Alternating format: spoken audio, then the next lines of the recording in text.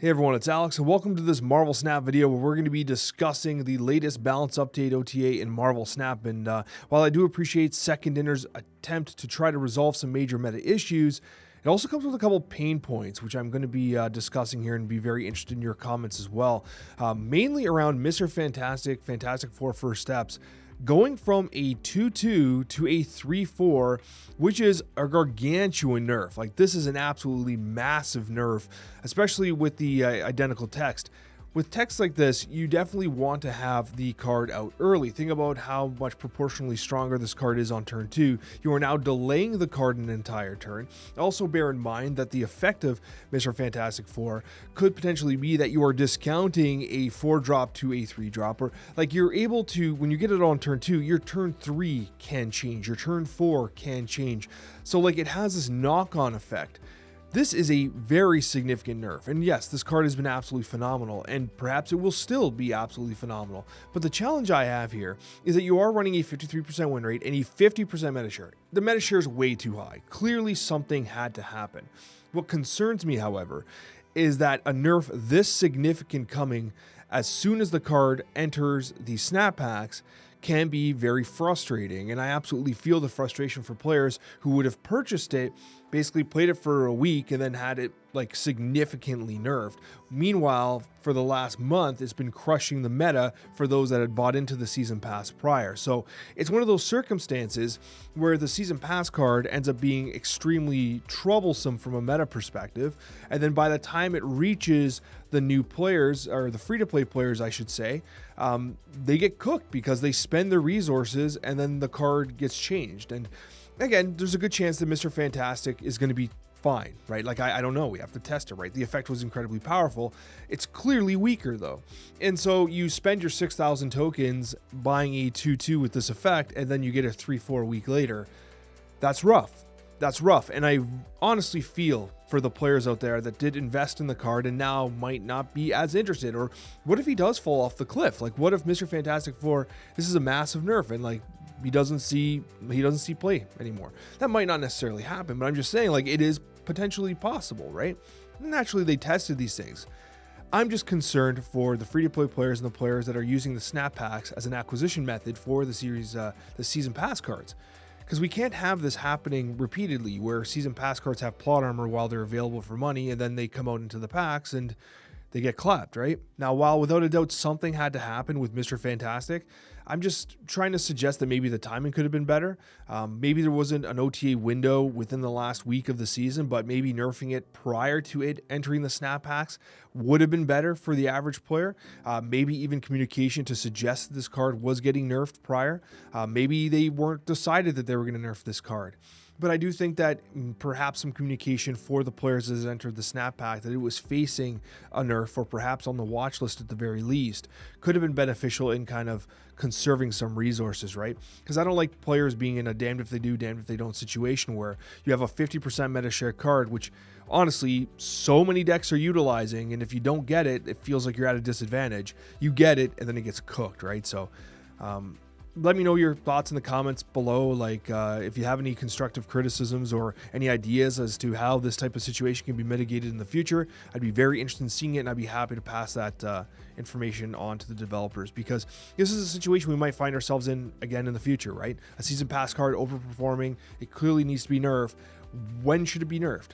I'm suggesting it should be nerfed while it's still in the season pass, even if it's that last week, just so the players who are using the snap packs for acquisition can have knowledge of that in advance. And alongside Mr. Fantastic, you do have Surge, who has been incredibly popular in the game. I love Surge as a card. It's phenomenal. It's running a very similar win rate to Mr. Fantastic, but about half the meta share at 26%. To be honest with you, I really like Surge.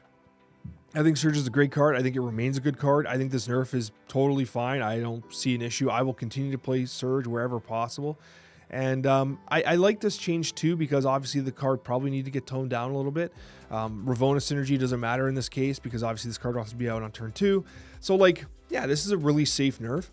Did it need to get nerfed? No, and I think it did, because if Mr. Fantastic 4 gets dropped down from a a 2 to a 3, right? And that significant nerf. Then all of a sudden, Surge is able to become the de facto, like, amazing 2-drop. The only reason why Surge's meta share is 26 is because Mr. Fantastics was 50, right? Like, and I know a lot of decks are using both, but it was Mr. Fantastic that stepped on Surge's toes. So you probably did have to nerf both. Surge had a lot more of a runway though, right? A lot more of a runway. It's been kind of playing in the meta for a significantly longer period of time. I love Surge. I think it's a fantastically well-designed card. I think it's a powerful card. I think it's a fun card. This is a card I think is still worth having in your collection. I guess the other thing with the Mr. Fantastic changes is now it kind of steps on the toes of the Human Torch as well, right? The way that those cards were positioned was that they were all unique costs for the most part. Now, obviously, the Invisible Woman and the Human Torch were the same, but you had a bit of a staggered cost across the Fantastic Four. That's no longer really the case, right? So, very interesting changes, and we're only halfway through. The next major meta issue that we have that needs to be resolved is the end of turn meta. And honestly, this is a little heartbreaking for me because while I do understand that the end of turn meta needs to be resolved, I think Havok's catching a bit of a stray here. Now, I know that Havok was putting up a ton of power, but let's face it, he goes from a 2-0 to a 2-1, which obviously offsets the first proc of his power because instead of getting +4 power, he's gaining +3. So the first set, he's fine. But after that, he scales more poorly. That obviously is going to have a massive impact on the end of turn decks. The problem is like you're kind of hitting Havok, but it's not his fault. It's the interactions between the Invisible Woman First Steps and Prodigy that are resulting in Havok going through the roof. And so that's one thing, right? Like, is the interaction between Invisible Woman and Prodigy actually working as intended? Because it kind of seems like that might be a little buggy. It looks like there might be an extra proc or two in there. And so, like, it's like, okay, are those effects meant to be duplicated in that manner, right? And then you have Havok, who has been a mainstay in, like, the Agent Venom shells. Havok was never a huge problem, and his downside's massive. You're destroying one extra energy. You're destroying an energy every single turn for him. Like, this is massive. And so it looks like Havok is taking a stray here in order to buy time for them to resolve the issues with the end of turn meta. Now, there's a couple things they plan on doing, of course, and you can kind of see in the developer note. For me, what I was kind of waiting for was the Cosmic Ghost Rider, right? Being able to wipe out those front two cards. Most of the end of turn cards are sitting on that front row. Moreover, you use it, you wipe out the Invisible Woman First Steps, it negates the Prodigy play because the card will no longer have text, right? So Cosmic Ghost Rider was like a major release valve that I was expecting to have. But it's interesting because they're taking a little bit off Havok, and obviously Havok, Thena, you have the Sunspot. They're all relatively problematic in these shells, but they're only being activated by the Invisible Woman Prodigy combination, right? And so they're like, okay, we need to figure something out. They decided to rework Ghost very significantly. Ghost saw almost no play whatsoever. Ghost goes from a 3-5 to a 3-4, but it's a buff because Ghost's old ability, for those that may not even remember, is ongoing. Your cards are always revealed last, and their on-reveal abilities happen last. Ghost came out like in February, the first year of Snap. I remember because I was at the New York Creator Clash, right? That was hosted by STG, Kawa, and them. And basically, this card was released. It was like the new card of the week, and people were like, oh, do we get to play the new Ghost and stuff like that in the tournament? No one ended up even playing it. But now its ability is on reveal, remove the abilities from all end of turn cards here. Very, very niche in its application. So you have the Cosmic Ghost Rider, which will kind of negate or Red Guardian those front two slots, and now you have Ghost, which could potentially wipe the entire lane of end of turn cards, including your own though, right? Including your own, do bear that in mind. A very significant change and a significant tech card that's kind of needed. I actually really appreciate Second Dinner's approach to saying, okay, we need to come up with a resolution for the end of turn. Maybe in their testing, Cosmic Ghost Rider wasn't enough. And so they decided to go this Ghost route. And the nice thing about this is that this is a Series 3 card. It's not a new card. It's a card that honestly is going to be accessible from the majority of players playing Marvel Snap. I actually kind of still wish that this ongoing ability still exists in some form, somewhere in the game, maybe a new Series 4 release, because I still think it's a kind of interesting effect, despite the fact we never really used it. But at the end of the day, we needed some sort of tech to counteract the end of turn meta, and we've received that. So, to sum up the end of turn thing, I don't necessarily agree with the approach of nerfing Havok, because I think that maybe closer inspection on some of the interactions between the Prodigy and the Invisible Woman could be beneficial in resolving some of the challenges. However, I'm very in favor of something like a Ghost being reworked in order to answer to this meta situation, especially since it's a card that most players should have access to, and it will have a very significant role from a tech perspective in ensuring these end of turn decks don't get out of hand. Naturally, as a 3 cost, it could potentially be teched in a Surfer Shell, the same way you might tech in a Rogue, for instance, right? And those cards, those decks, don't usually need to rely on those end of turn abilities, with the exception of the Human Torch. So just don't play it in the Human Torch lane, right? So really do like this Ghost change. I'm not a huge fan of the Havok one, but it's very clear to me that they're aware that the end of turn meta is a significant issue. The next series of changes, in 3 cards total, are going to be completely around move, and I've been saying for the longest time that I think Marvel Snap needs a new approach to how move is played, because I don't think that the archetype for the average player is particularly enjoyable, in particular with the way the locations are designed in Snap, with the amount of cards and junk that's being applied, clog and stuff like that, even just from locations, for instance. Move is very difficult to play as a result, and often does not feel rewarding despite being able to put up significant power.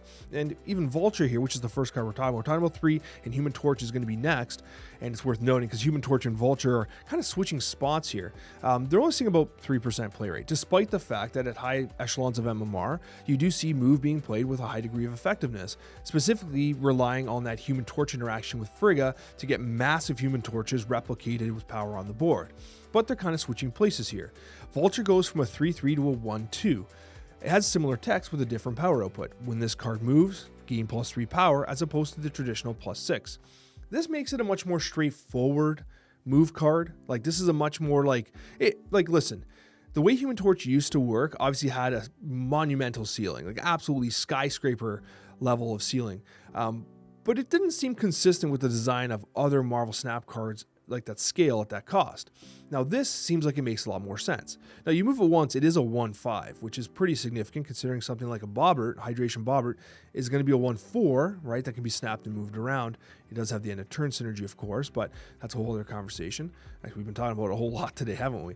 But anyways, so Vulture now becomes that 1 cost scaler, and it's going to kind of change the way move is played. And it's important to note that alongside this, you do have the Human Torch, which is going from a 1/2 to a 3/3. Now that 1 extra power is significant whenever you're doubling power, right? It maintains the same text. The challenge is now it's a little slower. This might mean, though, that alongside a card like Topaz, who is the next card here, you might be able to buff Human Torch in the hand, do some work with the Human Torch, and then have it move alongside Topaz. And overall, try to rebalance the way the power is being dropped with move. Right now, the way move is being played for the most part, it's very dependent on the 1 cost Human Torch getting to astronomical powers. And you're very kind of susceptible to Shang-Chi, you're susceptible to Skillmonger, you're susceptible to Shadow King, and all those types of things. Now, Human Torch as a 3 cost obviously relinquishes a couple of those things. Obviously, still Killmonger is no longer going to be applicable. However, you're still able to get Shang-Chi, you're still able to get Shadow King, and etc. This is like a rebalancing on how the power is distributed in move, and I think that's beneficial.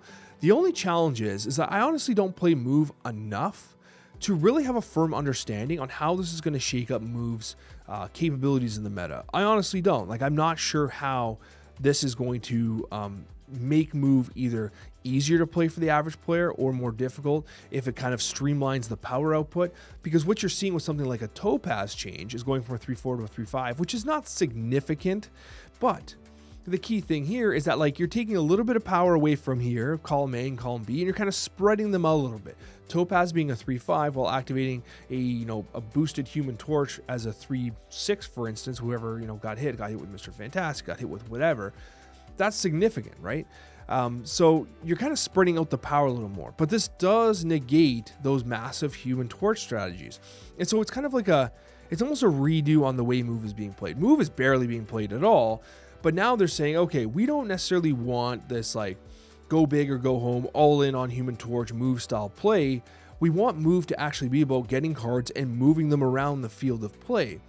And so give more power to Topaz, change the scaling approach to the one drop and now what is Vulture, and provide a buffing opportunity for something along the lines of the Human Torch. It's a completely different approach to move. How it's going to pan out, honestly, as I've said already, I'm not 100% sure, and I'd be interested in your thoughts, but I'm interested in giving it a shot at the very least. The next two changes in the OTA are actually some of my favorite, and I'm actually really excited about. We have White Tiger, and I'm showing the Tiger Spirit on the screen here, going from 5'8" to a 5'9", White Tiger herself remaining a 5'1". Now, this is awesome because what's interesting is that this was a 5'7", probably about like 9 months ago, maybe a year ago, and it got buffed from a 5'7" to a 5'8", and now it's a 5'9". So White Tiger getting a lot of love. Could White Tiger Odin Zoo actually be legit now? And I was thinking about like making a deck, like, man, could you do something like a Ravona deck with like Wong, Blue Marvel, White Tiger, and then you kind of throw down the Odin on top, and there's juiced 5'10" tigers everywhere. I'm trying to figure it out, man. I think there might be some potential there. Cosmo not being a particularly popular card in the meta right now. 5'9" tigers being shot all over the place. That's a lot of power. Like, it's a significant amount of power. And so I'm actually kind of excited for this change. And I'm really happy to see Series 1 cards kind of be pumped up a little bit to keep up with power creep. Like, there's a lot of players who, you know, they're kind of entering Marvel Snap for the first time. They're trying to get these new player experiences, and they queue into matchmaking, and they get demolished with these end of turn cards where they're like, I don't even know what half these cards are. Like, they're playing, and it's like new card you've never seen before popping up over and over again, and they get demolished while they're trying to do an Odin combo. I think there is benefit to improving the new player experience in the ranked matchmaking by making some of these cards better. But then if you get too good, then, you know, they just become meta themselves and then have to get nerfed again. But this is significant. I actually really like this change a lot. I'm excited for it. This might be one of the ones that I'm going to be testing ASAP live on stream. And then the next one, we got Terrax the Tamer. I honestly was not expecting a change this fast, but according to internal stats, and admittedly on Untapped, well, Terrax is seeing almost no play. He was only running a 46% win rate. Now, there were a couple decks in the mid 50% win rate, so I guess some of the experimentation wasn't working, but there were a number of Darkhawk decks that were doing well. I liked this card, man. I know Dexter liked this card. I know Cam liked this card. I thought it was a fun, well-designed card, and it's funny because me and Husky were talking about it. Could Terrax use an extra point of power? They gave it an extra point of power, and I think what happened here, honestly, is like, it just wasn't an exciting card. People weren't excited to play Terrax. They weren't excited to go after Terrax.